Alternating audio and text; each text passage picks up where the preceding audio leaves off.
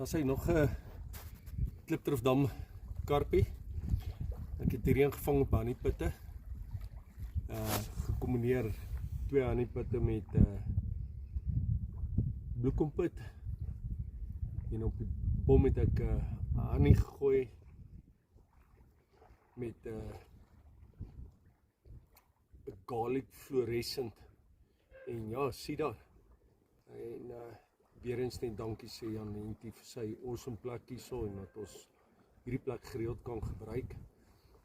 En dan ook so dan vir Fish Crazy, kom jy aan jou doepas werk ook. Ja, so al die vis wat ons vang sit ons catch and release. Sit hulle terug en van die ander stok lyk dit my dat ek hier een berg.